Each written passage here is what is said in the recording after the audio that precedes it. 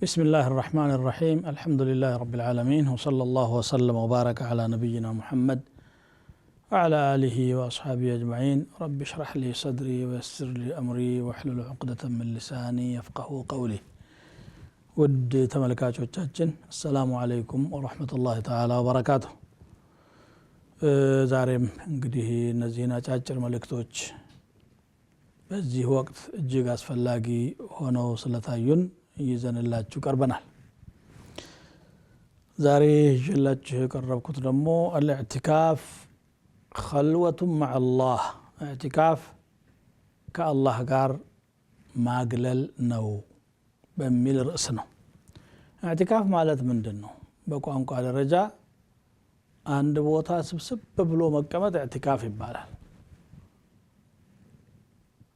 عكف بالمكان أقام به عند بوتا لاي عكف مالت ቆየዛው ኖረበት ማለት ነው።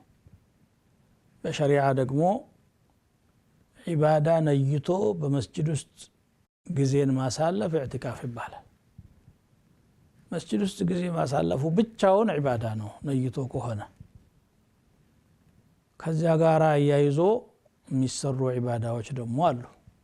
ዒልምን መቅራት አንድ ዒልም ሐለቃ ኑሮ እዛ ቦታ ላይ በመገኘት ከሊቃውንቶቹ መስማት መማር ወይ ደግሞ የቲላዋ ሰርክል ብዙ ሰዎች ሰብሰብ ብለው አብረው የሚቀሩ እየተቀባበሉ አንዳንዱ አነባበቡን እያስተካከለ እዚያ ላይ መሳተፍ በግላችን መቅራት ሶላት መስገድ ዚክር ማድረግ ዱዓ ማድረግ የሁሉ በእዕቲካፍ ጊዜ የምንሰራው ነገር ነው። اعتكاف በመናደርግበት ጊዜ አንደኛ በመስጂድ ውስጥ መጠቃለል አለብን። ግድ ለሆኑ ነገሮች ካልሆነ በስተቀር መውጣት የለብን። ለምሳሌ መጸዳጃ ሲያስፈልገን እንሄዳለን፣ ውዱእ አድርገን መመለስ። ምግብ የሚያመጣልን ከሌለ ምግብ ለማምጣት ወይም ደግሞ በልቶ ለመመለስ ለአጭር ጊዜ መውጣት ይቻላል። እንደዚህ አይነት የግድ ካልወጡ በስተቀር የማይሰራ ነገር ሲኖር እንጂ ሙሉ ለሙሉ መስጂድ ውስጥ መሰብሰብ የእዕቲካፍ ስነ ስርዓት ነው። ይሄ በቁርአን ተነግሯል። እዕቲካፍ አንቢያዎች በቤተል መቅዲስ ያደርጉት እንደነበረ በታሪክ ተዘግቧል። ነብያችን ሰለላሁ ዐለይሂ ወሰለም መዲና ከሄዱ በኋላ በሁሉም አመት ማለት በሚቻል ደረጃ እዕቲካፍ አድርገዋል። ምናልባት 8ኛው አመት ሂጅራ ላይ መካን ሲከፍቱ እንደገና ረመዳን ነበርና ተቡክ በሄዱ ጊዜ በሆኑ አጋጣሚዎች ዘግይቶባቸው ወይም ቀርቶ ካልሆነ በስተቀር መዲና ኖረው እዕቲካፍ ያላደረጉበት አጋጣሚ የለም። አንድ አመት ደግሞ በሆነ ሰበብ اعتكاف ማድረግ ትተው ውዝፉን በሸዋል ወር ውስጥ ከፍለዋል። እዳውን ቀዳ አውጥተዋል ማለት ነው። ይሄ እንግዲህ ምን ያህል ትኩረት እንደተሰጠው የሚያሳይ ነገር ነው። እዚያው መስጂድ ውስጥ ተጠቅልል ብለው ይገባሉ። ለግዴታ ለሆነ ነገር ካልሆነ በስተቀር አይወጡም። እዚያ ውስጥ ደግሞ በዱዓኡ በዚክሩ ቲላዋው በሙናጃት الله تبارك وتعالى الله ጋራ በመመሳጠር ነው ያሳልፉት የነበረው። ልብም ወደ አላህ ስብስብ ማለት ይገባል። በአካል ብቻ እዛ መኮልተፍ ሳይሆን ማለት ነው። ብዙዎቻችን በልባችን ያው የነበርንበት ቦታ ሆነን አንዳንዴ ወሬያችንም አመላችንም ሳይቀየር በአካል ብቻ የምንቀመጥ ካለን ያንን ማስተካከል ይጠበቅብናል። እቺ ከሐያታችን የሰጠናት ውድ ጊዜ ናት اعتكاف የምናደርግባት። اعتكافን አስመልክቶ ነብዩ ሰለላሁ ዐለይሂ ወሰለም اعتكاف አድርገዋል። اعتكف النبي صلى الله عليه وسلم واعتكف ازواجه من بعده ሚስቶቻቸውም اعتكاف አድርገዋል። መስጂድ ውስጥ እንደ ግርዶ ነገር አድርገው ፈርድ ሰላት ከሰገዱ በኋላ እዛች ውስጥ ይገቡና ተቀለል ብለው ብቻቸውን የሚያደርጉትን ዒባዳ ያደርጉ ነበር ረሱል ሰለላሁ ዐለይሂ ወሰለም። ሚስቶቻቸውም እዚያው መስጂድ ውስጥ እየገቡ የራሳቸው መቀመጫ አድርገው ሰግደዋል። አንድ አመት ብቻ ኢዕቲካፍ አድርገዋል። አንድ አመት ብቻ ድንኳኖች ነገሮች ወይም ግርዶች ተደርገው አዩ። 2-3 ይሄ ማን ነው? የገሌት ከሚስቶቻቸው አንዷ። ይሄ ሳይ ማን ነው? የገሊት። ይሄ ሳይ ማን ነው? እንደዛ ሲበዛባቸው አልቢር ቱሪድነ አሉ። ለመሆኑ በጎ ነገር አስባችሁ ነው? ፉክክር መሰለና ማለት ነው። አንዷ ካደረገች እኔም ማድረግ አለብኝ ከማን አንሽ መሰለና ነብዩ ሰለላሁ ዐለይሂ ወሰለም ሙረቢ ናቸው፣ ተዝኪያ ያደርጋሉና ይቺ ስተት እንዳትኖር በማለት ያንን የተቋጠረውን የግርዶ ገመድ ፈታተው በትነዋቸዋል።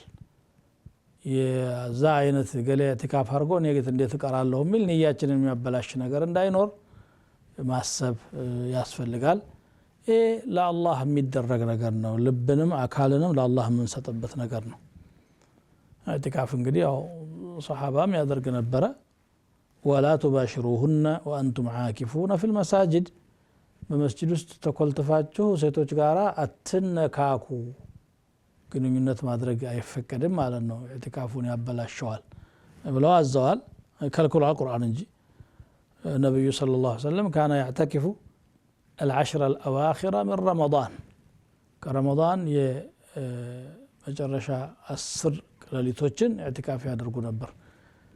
ግን ኢዕቲካፍ የግድ ረመዳን ብቻ መሆን አለበት ወይ? ሸዋል ውስጥ ያደረጉበት አመት አለ።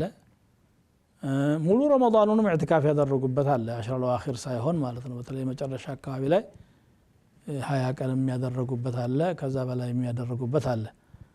ስለዚህ እድል ኑሮት ሙሉውን ረመዳን እንግዲህ በዒባዳ ነው የሚያሳልፈው። አንዳንዶቹ አላህ እድል ሰጥቷቸው ሐረም ውስጥ የሚያሳልፉ አሉ ሙሉ ወሩን። መልካም እድል ነው። አላህ ካሳካለት ማንም ሰው ችላ ሊለው አይገባም። ባለንበትም ሰፈር ቢሆን ጁምዓ የሚሰገድበት መስጂድ ባይሆን መሆን አለበት። ጁምዓ ፈርድ ስለሆነ ጀማዓም ግዴታ ስለሆነ ጀማዓ ፍለጋ ሌላ ቦታ እንዳንሄድ ጀማዓና ጁምዓ ያለው መስጂድ ውስጥ ኢዕቲካፍ እናደርጋለን። ኢዕቲካፍ ስናደርግ ያው ወደ አላህ ዙረን ማሳለፍ ማለት ነው። ይሄ የነብዩ ሰለላሁ ዐለይሂ ወሰለም ሱና። ከሰሃባም ወዲህ ያው አርአያዎቻችን ዋናዎቹ እነሱ ቢሆኑም ታቢዖችም ሆኑ ዑለማዎች በሙሉ ያው ኢዕቲካፍን ያደርጉ ነበር። በየፊቅሁ ኪታብ ላይ ካሉ አብዋቦች መካከል ባቡል ኢዕቲካፍ ነው። ኢዕቲካፍ የሚደረግበትን ነገርና አንዳንዶቹ አይ 3ቱ መስጂዶች ካልሆነ በስተቀር መካ፣ መዲናና ቤተል መቅደስ ካልሆነ በስተቀር ሌላ ቦታ አይቻልም የሚል ሐሳብ የሚሰነዝሩ አሉ። አዎ በሐዲስም ከሁዘይፋ ኢብኑ አልየማን የተወራ ሷሂህ ሐዲስ አለ። ነገር ግን ይሄ እነዚህ ቦታዎች የተለየ ክብር አላቸው። ቦታዎቹ ሆን ተብሎ ቀስደን ታስቦ ሊፈضል المكان የሚከድባቸው ቦታዎች ናቸው ማለት እንጂ ከዚህ ውጭ ያለ ቦታ ላይ ኢዕቲካፍ ማድረግ አይቻልም ማለት እንዳልሆነ ሊታወቅ ይገባል። በኢጅማዕ ነው እንግዲህ ሁሉም መዛሂቦች ላይ ኢዕቲካፍ ሱና መሆኑ የተረጋገጠው። ቁርአኑም ሲጠቁም ወላ ቱባሽሩሁነ ወአንቱም ዓኪፉነ ፊል መሳጅድ፣ ሁሉም መስጂዶች ነው ማለት ፊል መሳጅድ ሰላተት ብሎ አልገደበም። ፉቃሃዎች ጁምዓና ጀማዓ ያለበት ያሉት ጁምዓና ጀማዓ ፍለጋ ጥሎ እንዳይወጣ ለማለት እንጂ ማንኛውም መስጂድ ይሆናል። በተለይ ጁምዓ መኖር አለበት። ጁምዓ የሌለው ከሆነ መውጣት እንዳያስከትል ለማለት ነው። ስለዚህ ወንድሞች ይሄ የኢዕቲካፍ እድልም አንዱ መልካም እድልና አስፈላጊ አጓጊም ነው እኮ በናፍቆትም ልናደርገው የሚገባና እንኳን አላህ ይሄን እድል ሰጠን ብለን ልንተጋበት የሚገባ የዒባዳ አይነት ስለሆነ በርቱ፣ አላህ ይወፍቀን ያሳካልን እላለሁኝ። የዛሬውን አጭር መልእክቴን እዚህ ላይ ቋጭቻለሁ። وجزاكم الله خيرا والسلام عليكم ورحمة الله تعالى وبركاته.